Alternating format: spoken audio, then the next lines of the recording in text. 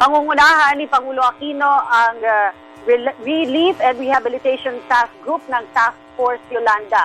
Ang Relief and Rehabilitation Task Group ang namamahala sa shelter and reconstruction, relief, livelihood and employment, power restoration at environmental protection. Magsisilbing Task Group Coordinator si Energy Secretary Jericho Petilla. Patuloy naman ang pamamahala o ang pamamahagi ng relief goods ng Department of Social Welfare and Development.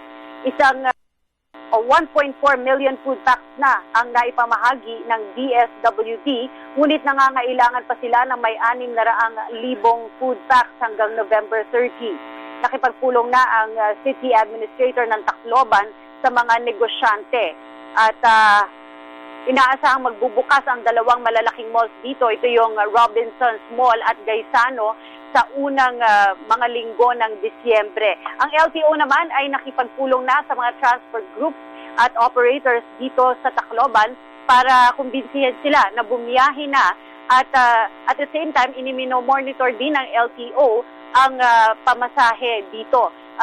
They are making sure na 8 piso ang mananatili mong minimum fare sa jeepney at 7 piso naman para sa mga tricycle. Naiulat rin na 6 na kaso ang Department of Health ng leptospirosis dito sa Tacloban City. Ang isa sa mga nagkasakit ng leptospirosis ay pumanaw na.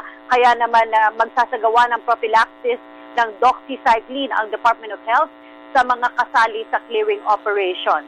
Samantala, dahil nga patuloy pa rin ang clearing operations na sinasagawa ng ating pamahalaan, ay marami pang mga labi ng mga biktima ng bagyong Yolanda recover.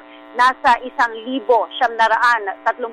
na ang bilang ng mga cadaver na nare-recover ng Cadaver Collection Group dito sa Tacloban City pa lamang.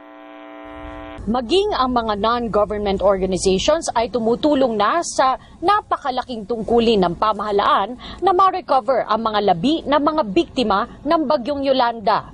Ang One Bukidnon Health Movement sa umpisa ay nagtungo dito sa Tacloban para magbigay ng relief goods at medical aid sa mga biktima. Nang lumaon ay lumawak na ang sakop ng kanilang misyon. Nung naglilinis kami ng mga communities, namimigay ng relief, pero may nagsasabing, pwede bang tanggalin muna yung mga wood kasi we brought along our chainsaws na nakaharang sa mga daan. And from there, lalapitan ka, meron daw patay doon kung pwedeng pakikuha dahil mabaho na. Sa isang liblib na bahagi ng Barangay Pawing sa Palo, Leyte, nagsagawa ng cadaver retrieval ang grupo. So, nandito kami sa isang baryo sa Pawing, sa Palo, Leyte. Sinamahan natin itong sina Harvey ng Team 1 Bukidnon at Gawad Kalinga para mag-retrieve ng mga katawan dito. Napakasukal, papasukin ito at titingnan natin kung ano ang mahahanap ng ating team dito. 4 na bangkay agad ang kanilang nakuha sa lugar na iyon. Isinisilid nila ang mga labi sa mga body bag ng DOH at matapos ito ay inilalagay sa tabi ng kalsada para pick upin ng cadaver retrieval team ng Task Force Yolanda. Tapos siya naman yung kumukontak sa Task Force Yolanda. Tapos ang sabi nila, pupunta sila dito para to retrieve the body. So kami naman, yung sa amin lang, basta malabas lang namin at nalagay sa body bag, I think yun lang yung very important to us. Mahirap na gawain kung tutuusin, ngunit kakayanin bilang tulong na rin sa mga biktima ng bagyong Yolanda. Para sa Telebisyon ng Bayan, Cathy San Gabriel, sama-sama sa pagbangon.